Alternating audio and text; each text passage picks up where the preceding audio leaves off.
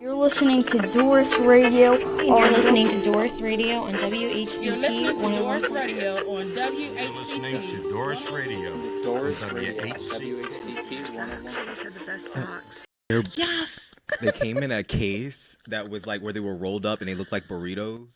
And it had tissue paper wrapped around each one. They were rolled individually. Love it. Like two burritos chopped in half. Oh, I just gotta see your size. Yes, you haven't changed. Yes. Nah, man. Don't change. Don't change. Am so stoked. What's up, guys? Yo, y'all are listening to DORiS Radio on 91.7 FM. I'm your host, Marco Garcia, and I am incredibly excited to be joined today with one of my favorite people in the whole world, Miss Linda Earls. More stoked because I love this man. I am incredibly excited to get to connect with you today on the air, Miss Earls. I can't wait to get to learn more about you and about your story and get to share it with our audience today. And it's so beautiful to get to share this time with you today. And y'all, this is one of my favorite professors from Chesapeake College, one of my favorite schools. And I can't wait to hear all the gems you're going to be sharing with us. And to kick us off, on here we like to say it's about not just what you do, but who you are. And so to start us off, please tell us, who is Linda Earls? Crazy woman. Hey. Oh, Marco, first of all, I have to say every teacher has their favorites, and if they say they don't, they're lying. And even though time has kind of pulled us apart, when I saw you last week, we went right back to where we were. Absolutely. And you are definitely among my favorites, Marco, and you know that. So when you told me, where you were and where life has taken you, it doesn't matter because you're still right here in my heart. I mean, you always were so creative and just so full of energy. And I'm telling you, never lose that enthusiasm. And I always tell every class I meet every semester at Chesapeake that if I lose that enthusiasm and love for teaching, I should never be in the classroom. So at the heart of me is my teaching. And my heart is shared by my love for my family. So I open up every semester, Marco, with, I've been at the college. This will be my 29th year. Oh, man. Yeah. That's a blessing. Yeah. I started my very first class right down the road, right down this race street at Cambridge. God rest her soul, Dr. Shirley Thompson, who was an amazing teacher, invited me to come and teach.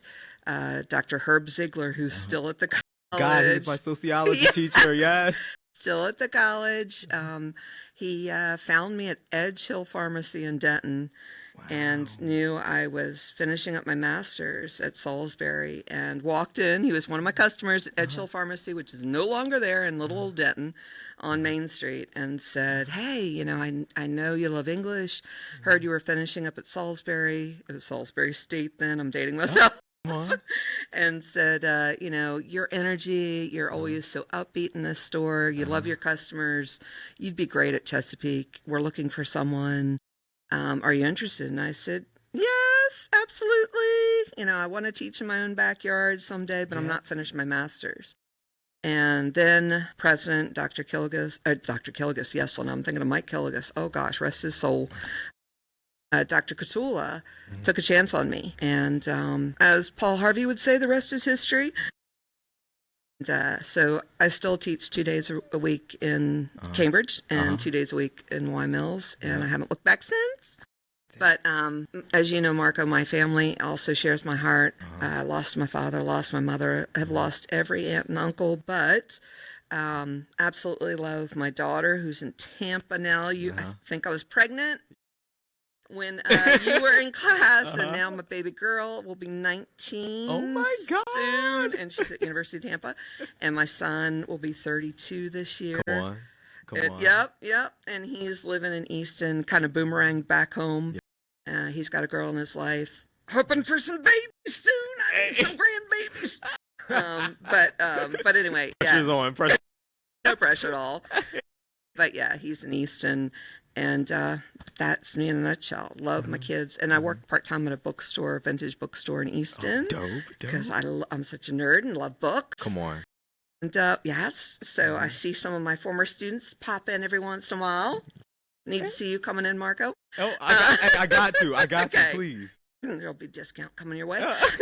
And just enjoying traveling. Love to travel. Come on. Tapping our bucket list. I want to go back to my roots in Sweden, although it's coming out of a bottle now, Marco, because I got to cover all this gray. Hey, those are badges of honor. Badges of honor. Come on. Sweden, Ireland, and definitely want to go to South Africa is top on my list. Yeah. So those are the top 3 biggies. My mom had a bucket list of where she wanted to see. Now I'm going to get emotional. And never got to see them.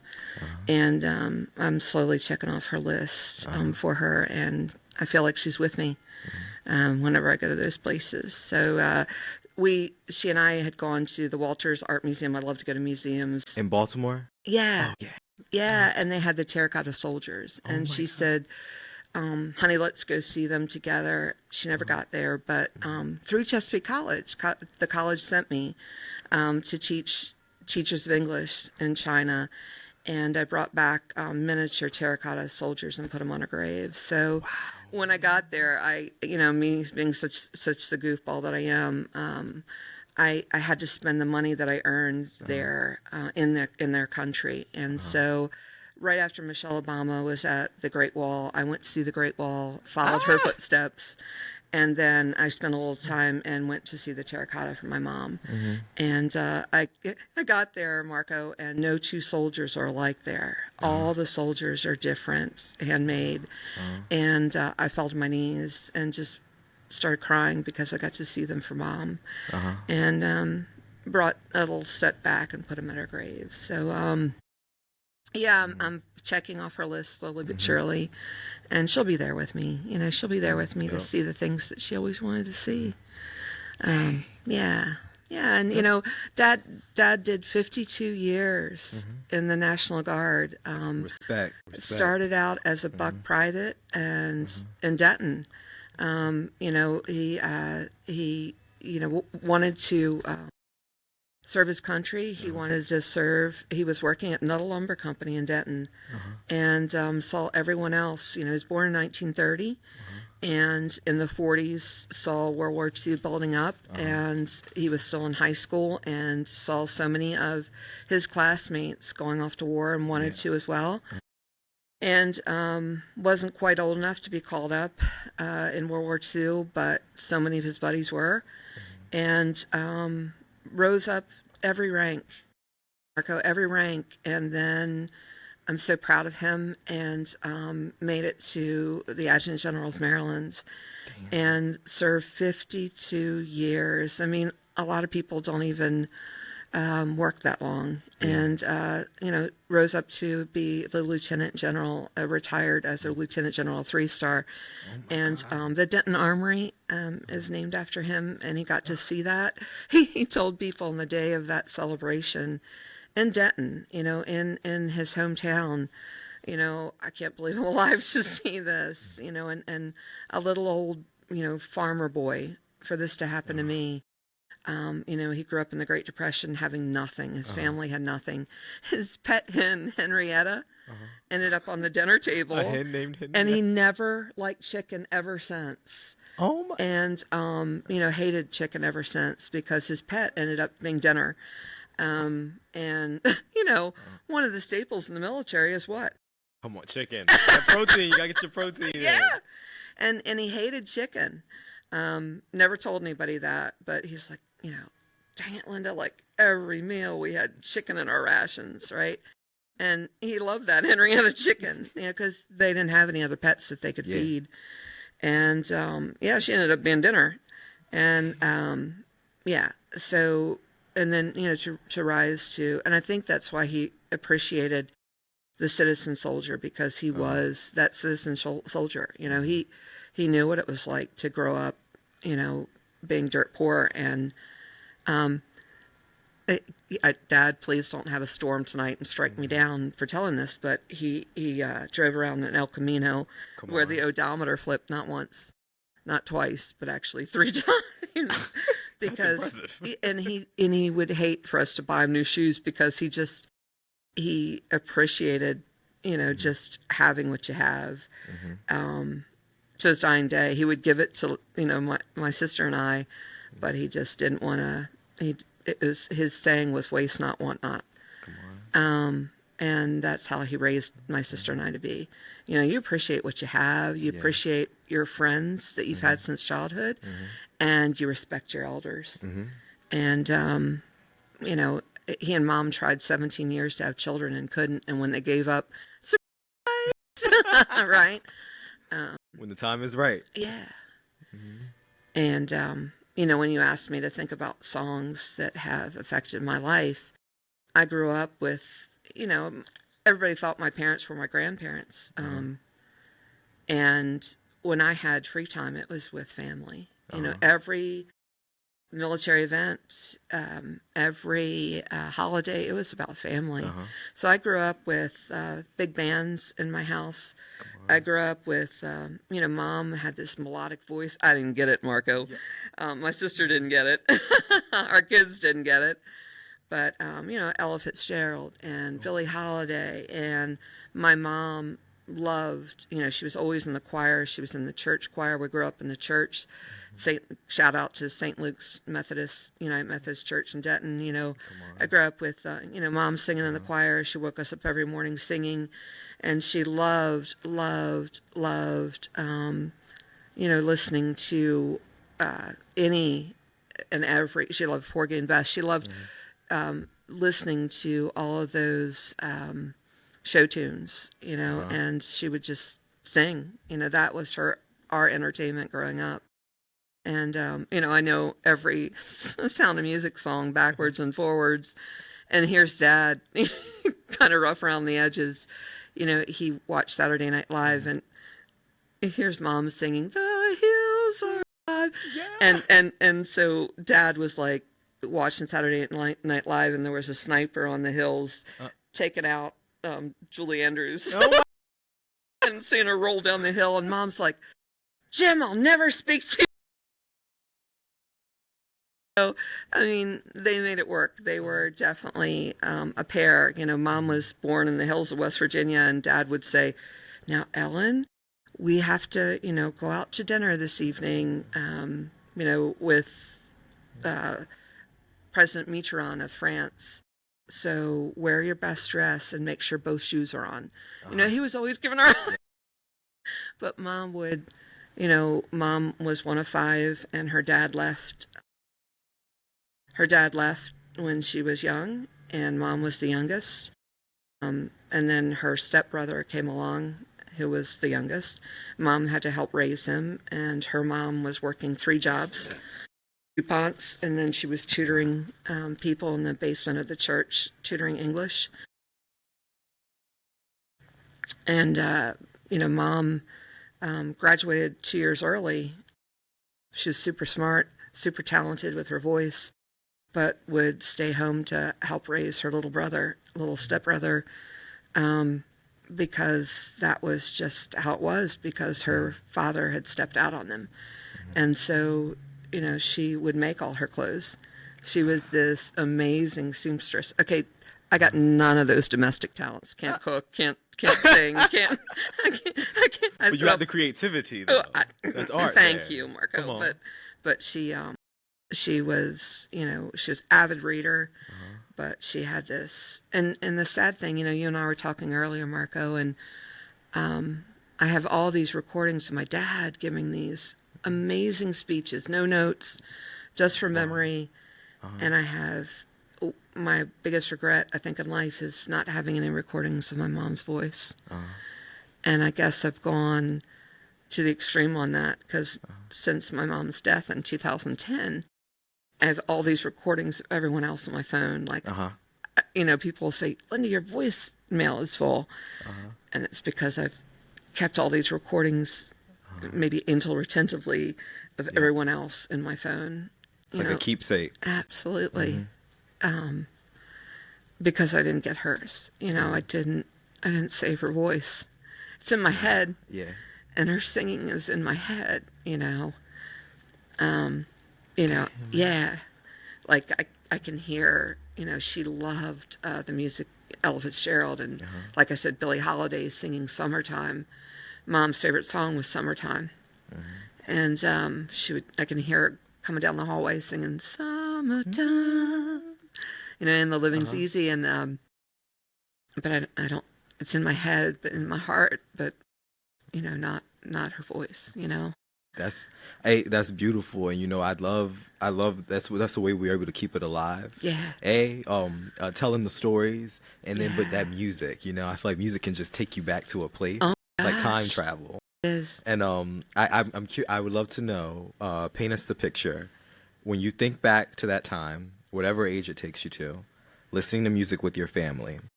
What is the first song that comes to mind? Where are you all at, and what are you doing? Wow. Yeah. And Dad, this is Dad, like telling us, both my sister and I, that, there was just this incredible work ethic in my family. And we had work permits when we were young, and both of us worked at Adams Fruit Market. Come on 404.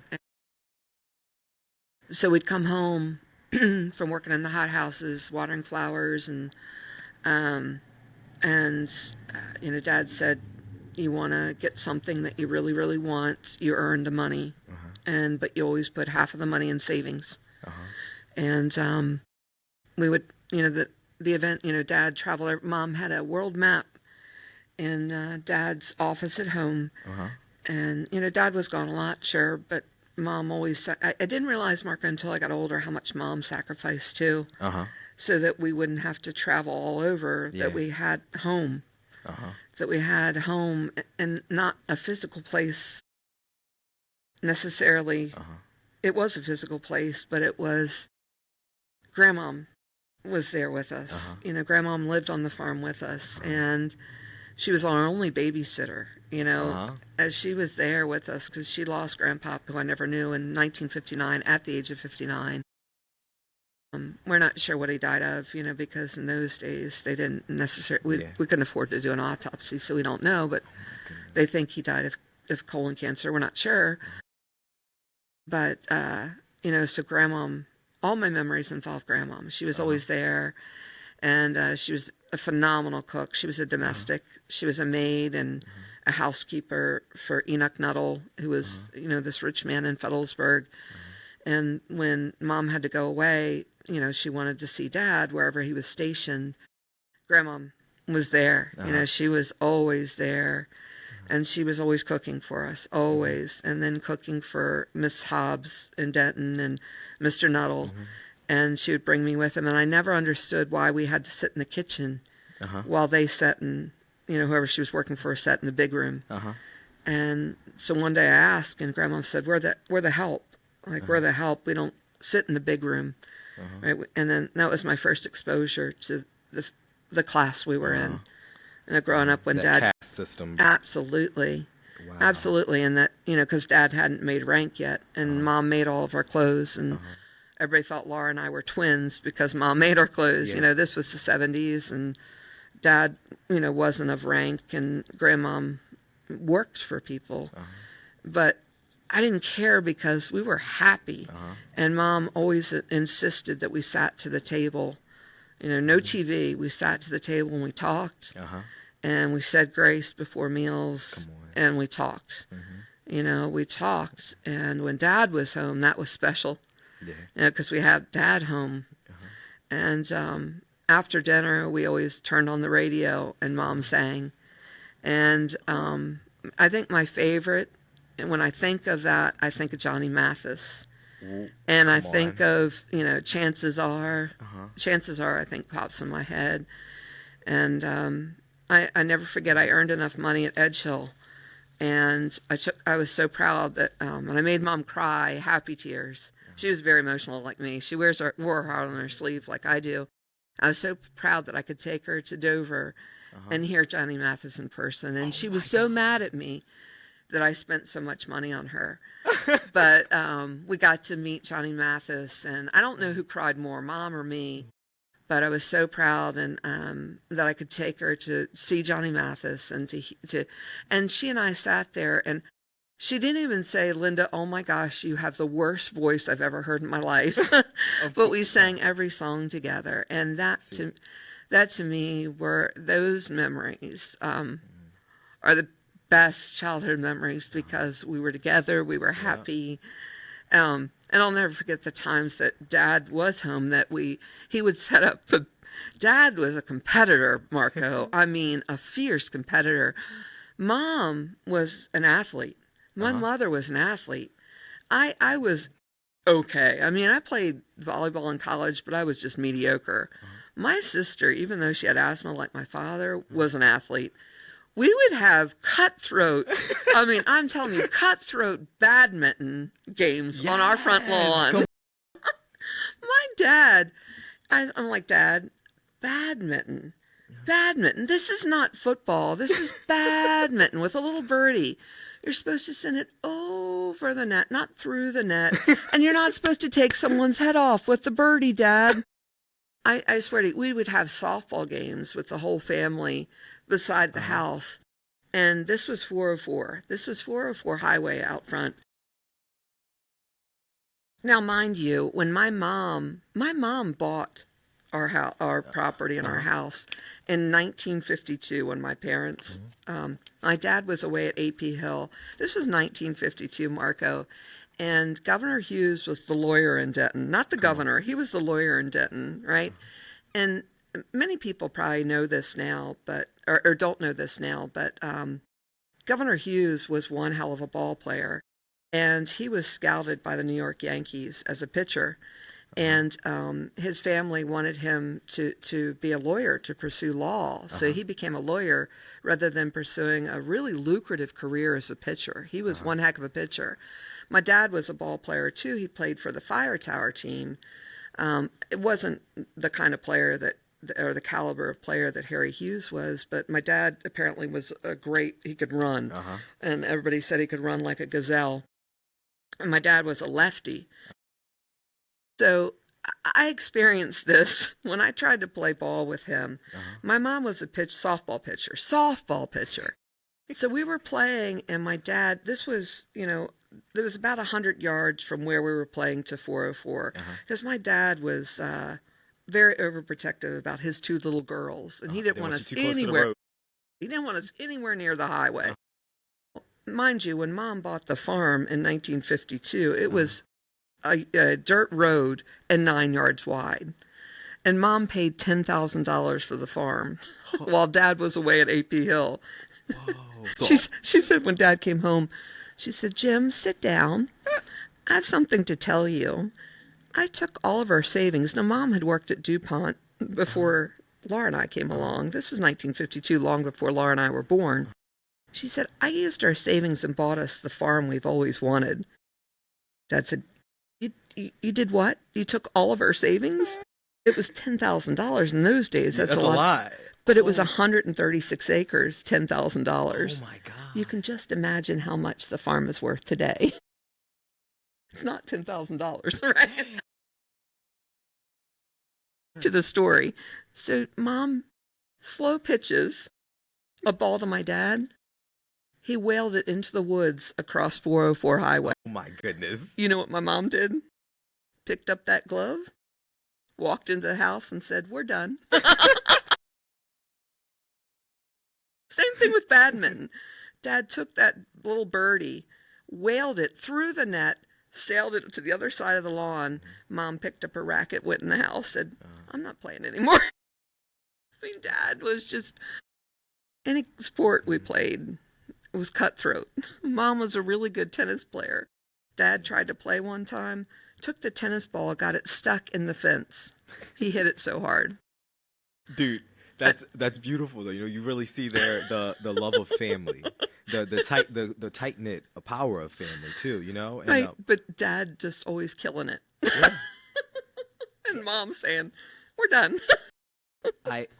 I think of, like you mentioned, though, all of the work that it goes into maintaining, making those moments happen for the parent that we don't appreciate till we are grown. Sure. And then, but then now also thinking of the you as a parent and the love of your kids. Yeah. And a question I like to ask is, in what ways do you feel your parenting style is a reflection of the way that your parents raised you? Oh, indeed, Marco.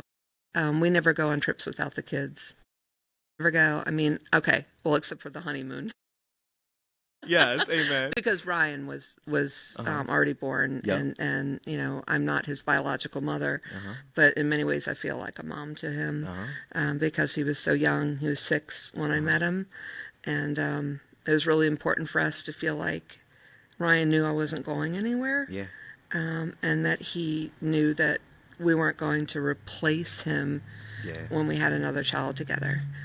And so it was really important for us to let him know that he's as important to us than any other child we're going to have. And so we waited a while before we had Morgan. And so that was a conscious decision to give it some space. Absolutely. That's dope. Absolutely.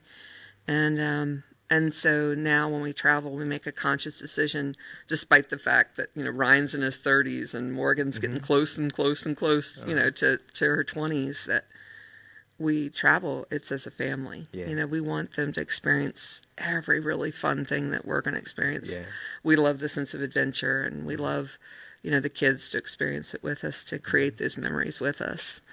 And so we've got this, like Dad, I guess this is all dedicated to my dad and Mom. We have a map on our wall, and we have, where Chris traveled before he met me.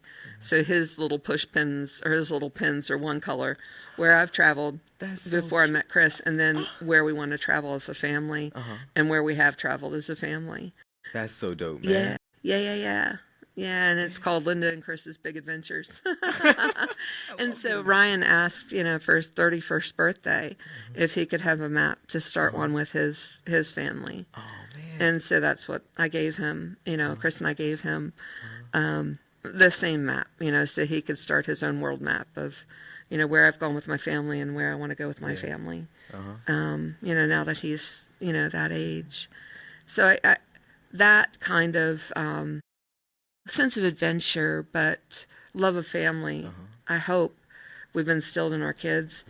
And I think another really big thing that comes from both of my family, both of my parents, Marco, is paying it forward. So my mom, there's a in the church, they had a every Thursday night they would make dinner for the homeless, and they would there's a share room at the church where they would, things that you don't use or that have been gently used or things you've never used and are just collecting dust at your house. It's called a share shop at the church. I love that idea, and I grew up with that idea, and always paying it forward that life isn't all about you. And so the Talbot in Easton, the Talbot shelter, the Interfaith shelter. My husband and I are actively involved in the 30th of every month. We make dinner for the shelter. And growing up, particularly for Morgan, because Ryan was, in college and so busy, but the 30th of every month we make a meal for the shelter, but we also, for the holidays, Morgan would love to make baskets for the kids at the shelter and the families at the shelter. And at Christmas, it's a big part. I want my kids to know that it's not about gifts you get. It's about, giving families Christmas, that's Christmas for us. And so we get lists of at least 2 families, and we buy their entire Christmas. And that's so much fun, and we've been doing that for as long as I can remember. And so Morgan gets so excited about buying a whole Christmas for someone else, and that to us is the best part of our Christmas. And we've been doing that since she was 2 or 3. And then I love animals, and Chris calls me a failed foster parent because at one point I think we had 9 animals in our house. Yeah. And I told everyone that my husband is one of one of my the pets? adoptees. I'm fostering him. Yeah, I'm fostering him. I'm training him. Yep. I think he even has a shirt that says that. But anyway, so the kids, Morgan grew up when Ryan got his first job with Lazy Day Camp at the I can't even think Marco at the YMCA in Easton. Morgan wanted a job too. She said, "I want a job," even though they're 12 years apart in age. And so I said, "Fine, we're going to work at the Humane Society in Easton." And so she started being a cat cuddler. And so we fostered. I can't even. I lost count of how many litters we fostered of kittens. And so Chris was like, "You brought him another litter. How many are we keeping of this litter?" And so she learned how to respect animals, but along the way, respect for people too. And so, and so that became a routine in our house. And Chris said, "Oh dear, so how many of these are we keeping?" But that came from learning that from my parents. You know, just respect for nature, people, and paying it forward. Because, again, I go back to always being happy. There's always happiness and joy in my house that I never realized what was going on in our house because it was always happiness. And I absolutely give that credit to my mom. You know, she's always involved in 4-H and Girl Scouts. She was always our Girl Scout troop leader. And when she passed, can't tell you how many friends found me on Facebook and said, "Most of my childhood memories involve your mom." You know, through 4-H or Girl Scouts. Like, she always had such neat crafts or interesting things for us to do. And there was always something happy, you know, or creative that she was involved in. And I wanted that for my children, even though I had none of her domestic. You know, but you still provide that. I try. And you see all that work that it goes into that. Hearing you speak on, you know, the blending the family together. I too, I had a stepmom and a stepfather very young, but I was like a baby. I've noticed that it was a very different experience for my younger siblings when my stepmom eventually remarried after my dad passed. And I'm curious to know how you went about how that, I guess, process was for you, and any tips that you have for ways to go about making that process smoother of bringing two families together, especially if the kids are a little older in age and able to remember things. Yeah, I'm not going to give any of that credit to myself. I'm going to give it all to my husband and to his ex-wife, because they immediately said, "It's not about us, it's about the kids." And Mark, I wish so much for kids involved that parents would see that. That it's not about them, it's about the kids. Because too many times the parents put themselves first instead of the kids. And the kids are the ones who suffer. And I'll just give you a small example that when Ryan was in college, Lisa and I, that's Chris's ex, his mom, we would all sit together at the games. And people are so confused, like, which one's the real mom? And we wouldn't answer that. Because we would both be wearing his jersey. And everybody was we would tailgate together. And people would say, "This is really confusing." And I said, no, it's not. Because the love we have for Ryan should be paramount to anything else. The importance should be on Ryan. And it shouldn't be about any of the other stuff. So we leave that at home. We leave that everywhere else. And the focus has got to be Ryan in this game and what Ryan's doing. And so everything else is immaterial. Everything else is not important. And it's Ryan's day, it's Ryan's game, it's Ryan's life. That's what's important. And I think it goes back to how you were parented, right? And I was very, very fortunate enough to have two parents who were God's gift. Uh-huh. And I think had I not had that, I wouldn't, and again, it goes back to Lisa and Chris that they were able to leave that all. Yeah. And the focus is on Ryan. The focus is on him. And it's so much easier when the two parents agree to that, right? Uh-huh. And then the focus is on the children. Yeah. And it's easier said than done, trust me, I'm sure. But just from our experiences, right? We all come together. Yeah. We all come together at occasions. Morgan graduated from high school and Lisa came. And it was like Morgan was her child, right? She celebrated with us and everybody's like, who's that? And I'm like, Ryan's mom. Yeah. And Just she extra love. Man. Extra absolutely. love. So Ryan had 3 sets of grandparents, right? My parents were the closest in proximity, right? Because Lisa's parents lived up in New England. Chris's parents lived in California. Mine are right here. So they loved him as much, right? And were here and able to, come to a lot of events because they were closer. But Morgan had 3 sets of grandparents too.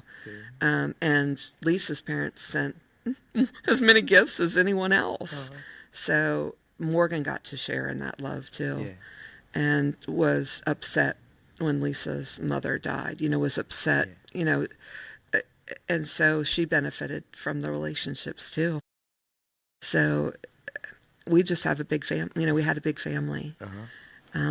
So Marco, we're just blessed with the fact that if you set a precedent early on and you exude the love that you want to have, it's emulated. Come on. Yeah. And, you and I have been talking about music and, it's shared in the music too, right? Because Morgan, she came to me, I think she was 7, and said, Mom, this song is stuck in my head, but I'm not sure how I know it. She started singing the words to Edelweiss. And she said, how do I know this? Well, my mom died when she was 4. And she wasn't sure how she knew it, but it's from Mom watching her all the time and singing to her. Wow. Mom. Sticks Yeah. in there. And she's like, how do I know this song? Where's the song from? And I just burst into tears. And I said, a woman with an incredible voice that someday I'll tell you all the stories, right? Someday. And I just showed her this scrapbook of pictures and Mom holding her and loving on her. And she said, that was my nanny? I said, yeah, that was your nanny. So she grew up with that music and those songs. Yeah. And they became a part of her. And she's not even sure how, but the music became a part of her. And she's not sure how. Damn. Yeah. Yo. And she doesn't even know what Edelweiss means. Right? I don't know what that means. It's a flower. It's the flower of Austria. Oh, wow. Right, it's the national flower. And that's one of the songs in Sound of Music. Wow. Right, that's the Austrian flower. Yeah. And, and so, she caught me at, like you said, it's one of those, you hear the song and it brings you back. Yeah. And it constantly happens now with Dad. And, he loved, his favorite song is The Girl from Ipanema. And when I hear that, I'm like, oh, Dad, are you thinking of me? Like, or is, something connecting? Even the smell. My great uncle worked the railroad and I smell his cherry pipe. And he's the only one in my family that smoked a cherry tobacco in his pipe. And I smell that smell, and it brings me back to him. And I'll look around, I'm like, oh my gosh, where's Uncle Joe? It's just, it smells, and I'll smell my dad's aftershave that someone has on. I'm like, oh my gosh, I'll get tears in my eyes. I'm like, oh my gosh, where's my dad? And ooh, Yo. Marco, ooh. Miss Earls, I thank you for sharing. And speaking of that, we're gonna time travel a little bit. Oh no! With our first song. Please tell the people about "Summertime" by Miss Billie Holiday. Yeah. So Mom loved her musicals, And we would, once a month, Mom and I would attend a musical. Yes. And yeah, so when we were able, like when Mom, when Dad became a full colonel, when he became a full bird, and then from then on, we would go like to the Hippodrome, or we'd go, because, Come on. okay, I got to tell you, so we got to lighten the mood a little bit. So here's Dad going to a musical. He tried. I mean, he really did try. My mom was in love with Robert Goulet. Yes, And so, come on. So he's like, okay, I'm going to surprise your mom, and I'm going to buy tickets to go see Robert Goulet. He was in Baltimore for only 2 nights. And he's like, I'm going to take her to see South Pacific and go to see Robert Goulet. The Sailors. Right. And so he said he got these amazing seats. Only Mom said they weren't even through the first act, and Dad was like, had his shoes off, and Mom said, oh God, I'm so embarrassed, like I can't even enjoy Robert Goulet. And so done. No, it backfired. Yeah, he tried to take her to see Cats, and he turned to me and he said, I paid all this money to see human beings pretending to be cats. And he said, oh no, I'm out. And he left and fell asleep in the car. So from that point on, it was Mom and I. It was our date. Like, it was us. It was a And I'm bonding moment then. Yeah, I'm painting my dad to be this horrible person, which is not true. I mean, Dad No, that's was funny. amazing, but he's a military man. Yeah. This was not his vibe. You know, he was all about football, baseball. Uh-huh.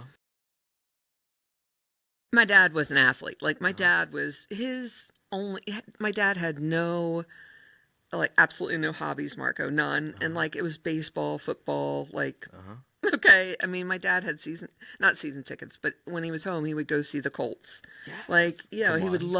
he loved going to the old stadium and watching the Colts, right? So that was my dad. Like, when I got to meet, like, Dad got to meet Eddie Murray, and he loved one of his favorite players was first baseman Bunbury. Like, he loved Al Bunbury, right? So Dad was all about sports. But somehow it worked. Like, Mom and Dad were together 61 years before Mom passed away. Like, and Yin Mom, and yang. yeah, yin and yang, absolutely. Like, Mom was definitely Dad's Secretary of State. Like, she would come home and say, he would come home and say, Ellen, like, I need your advice. Like, what should I do? And but they both were people person. Like, Dad could rattle off names. He could not only name any of his soldier airmen and airwomen, he could name their spouses, their dogs' names. I kid you not. Like, yeah, he was amazing with names. And on the way to any major event, he would say, okay, Ellen, quiz me. Like, you know, and he was so sharp. And they were definitely all about family and people to any event. But bring him to any kind of art or musical event, Dad was not having it. Right? But so Mom and I, you know, anything that we could go see live together or go to a museum together, I was Mom's date.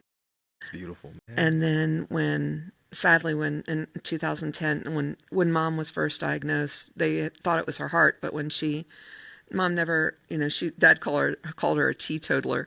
She would have like maybe a glass of Chardonnay with dinner. And then when she was diagnosed with lung cancer, never smoked, seldom drank. And they think maybe it was because of working at the textile mill at DuPont for 17 years. You know, and they didn't have the safety precautions back then. They do now. You probably took 3/4 of Dad's heart with her when she passed. And I slowly saw Dad declining. And I think the only reason Dad stayed alive was for my daughter. You know, I thought I was Daddy's little girl. My daughter was definitely Daddy's little girl. Dad insisted on living alone because the military and our family shared his heart.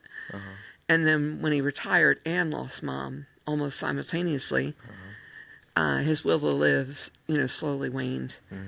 And his time was filled with her songs, you know, listening to her favorite songs. A way to keep her around. Yeah, yeah, yeah. So, yeah, so Summertime was one of her favorites. And so I would go to the house and have date night with him a lot. But I was a poor substitute. But her music, I think, kept him here as long as we could keep him. Yeah, but those songs, like you said, were the memories, the great memories. Because think about it, different from today, and I'm not trying to be insulting, but, you said your vows one time. Yeah. And she fell in love with my dad when she was 15. And they got married when she was 16. And the only reason they waited until she was 16 is because my grandmother insisted that she be 16 years old before they married. And she turned 16 on August 21st, and they got married September 6th. Yeah. So, and that's all they knew. They only dated each other, and then they spent a lifetime together. Build a life together. Absolutely. 61 years together. And so, he was in the military 52 of those years. Yeah. And then she was gone.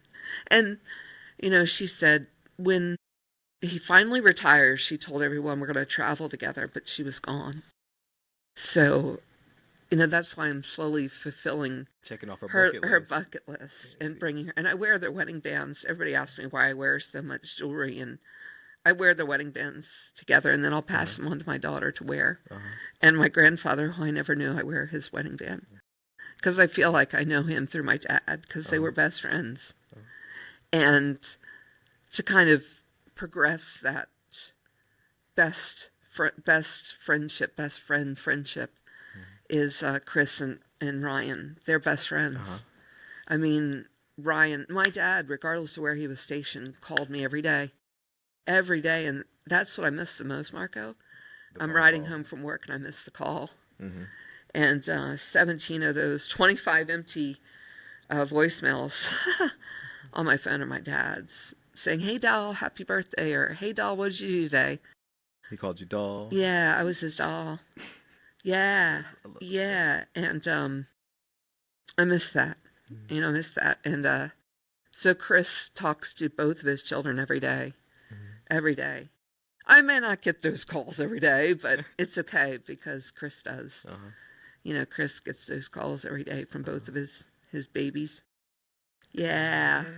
So, that's where the second song comes from. Mom, thought, and she, there's no question, I think one of the best voices of all time is Billie Holiday, but when Mom first heard Alita Adams, and I think Oprah said the same thing, Mom was in another room and it drew her into the room when she heard Alita Adams. I think she doesn't get enough kudos for her amazing unsung range. When I first heard her voice, Get Here, I thought of Dad, because he was always stationed everywhere, and at first, I guess, if I'm really honest, you're gonna be the person to sit with me on the couch here as my psychiatrist or bartender. Let's do it. Okay, but I guess growing up, I was a little upset, or a little not upset, but a little jealous of my friends that, their parents could always be there for all the big events of their lives. Yeah. Mom, don't get me wrong, Mom was always there. But your dad? Yeah, my dad was always gone, and some of my friends would tell me, "I thought your parents were divorced, that your father was gone, had passed because he was never there. We never knew that you had a father." We seldom saw him, and I was a little salty. I was a little jealous of my friends who had both parents there all the time. Yeah. And it wasn't until I was older and more mature that I realized all the sacrifices they both had made. Yeah. And then when I finally had my father after he had retired, and to hear, I know Alita's song was for a different purpose, but Get Here kind of struck me, and so that song really hits. But my favorite song of hers is God Bless the Child, because, children and their importance is just how much my kids mean to me. Both of them equally. I don't care about the stepchild title. No, exactly. No, man. No, I mean, he's blood to me. And sometimes it isn't until long after your parents are gone you realize the importance of your family. My whole family used to sit around and play pinochle every holiday, and and I used to be the fill-in. They would sit man, woman, man, woman, man, woman, and I was always the filler if someone couldn't sit at the table. And I picture now them all in heaven because they're all there playing pinochle, and looking down on us and thinking, how did all those kids get to be 50, and in their 50s? But I just think now how unfortunate it is that our family, my cousins, we only get together at funerals now or weddings. It's insane. Yeah. The world got so small, but then we all became so distant. Yeah. And it's like, yeah. I think technology, it brought us together in ways, but kind of separated us in some important ways. And I think our both grandmothers, because both grandmothers would go to all the events, my father's and my mother's mother. And I think because they both lost their husband, well, as I told you, my blood grandfather I never knew him because he left and then he died, So I wonder, they would be yelling, we left and then you guys stopped getting together? What the heck? Why is that? How come you all just get together for funerals and weddings or not at all? We died and you just stopped? They would be so angry with us. And I talked to a cousin that's really close to me in age at the last funeral. Yeah. And he said, we haven't distance-wise geographically, got my G's wrong. He said we're not further apart. Right.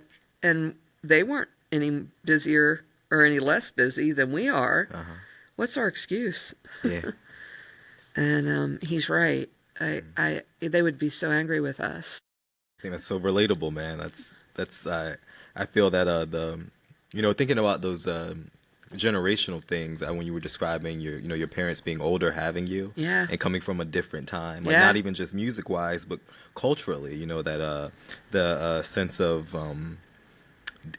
making the most of what you have coming out of the Great Depression. Thinking about those things that are generational lessons or mores that kind of disappear or fade away a bit. And I feel that the closeness of family isn't really it becomes less and less the more we can FaceTime now, but now we're not really there in person to be able to hug and play and get around and play pinochle. I mean, it's the simple things. They would play for hours and hours, and the laughter, and even if I wasn't at the table playing, because I was the only one. You're still with it. You're in there. Yeah. I was the only one that understood the game, right? And I was the only one that was taught the game, and I'm not sure why, because I was one of the youngest. But my cousin Jay and I would hide and just listen to adult conversation, and we'd learn so much from the adult conversation. I feel like, now I'm going to jump on a different subject, but I feel like we either shelter our kids or don't give them enough credit. The whole book ban thing that we're going to have a big discussion at the college with on the 29th of this month. Sweet. Yeah, we just, I'm on a committee that thinks it's a absolutely conversation that needs to be had. Absolutely. Thank God Maryland isn't one of the states that has joined this stupid ban, but,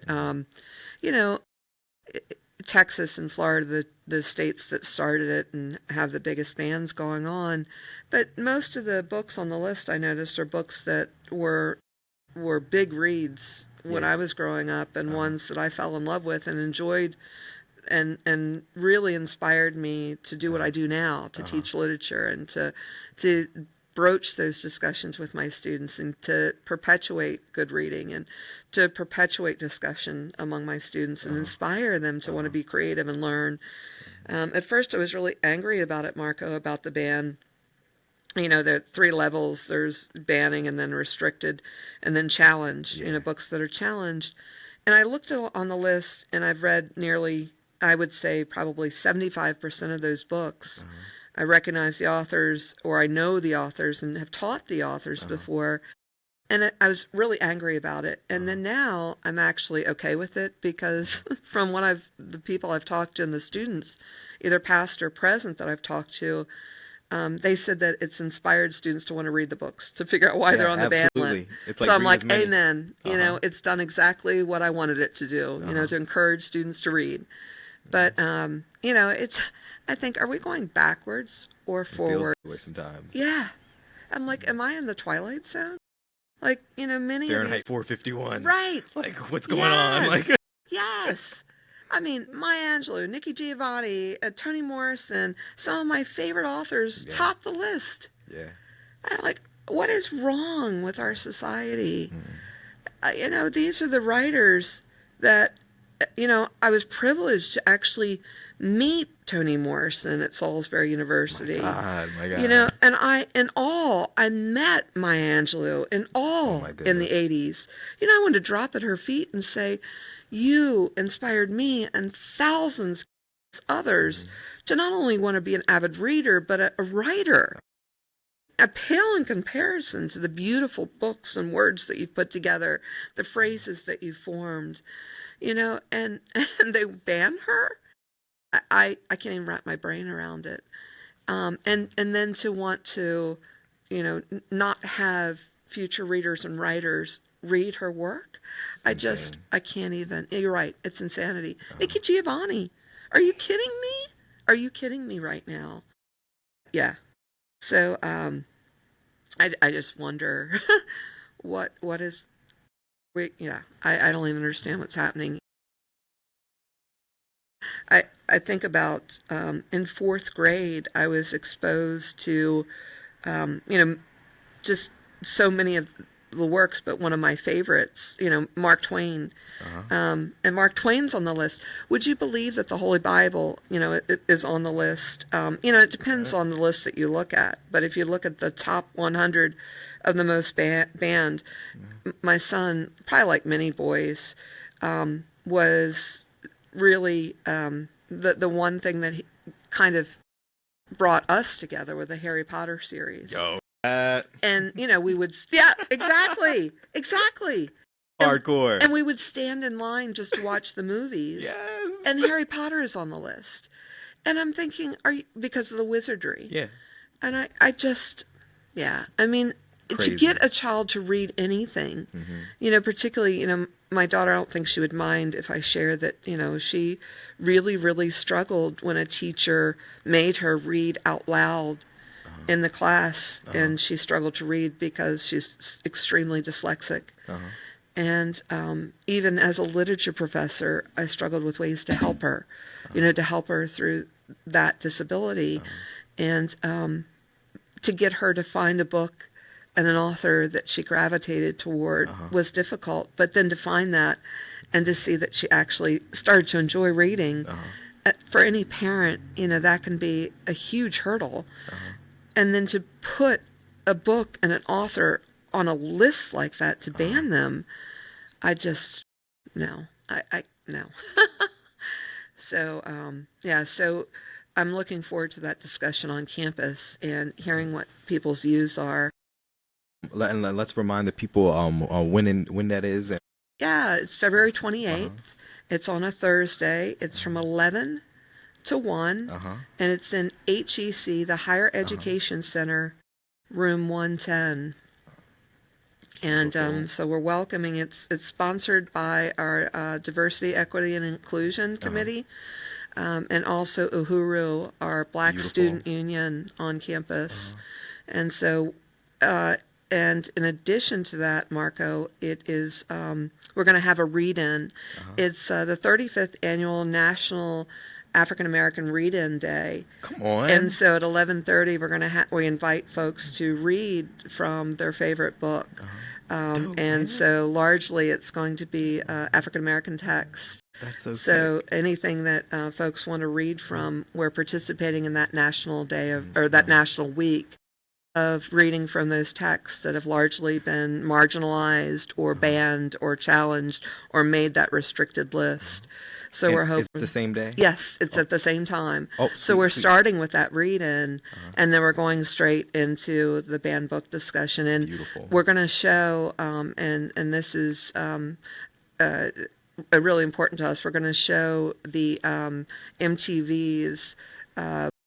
And it's won 2 Oscars for the director of this, but we're going to show MTV's book banning documentary at that, and it is really inspirational. So we're going to show, and it'll focus on some of these books and authors that have been banned at many of the public schools across our country. And it, like I said, it's won 2 Oscars so far, and it features Nikki Giovanni speaking in that, and it also features Amanda Gorman, whose poetry has been banned.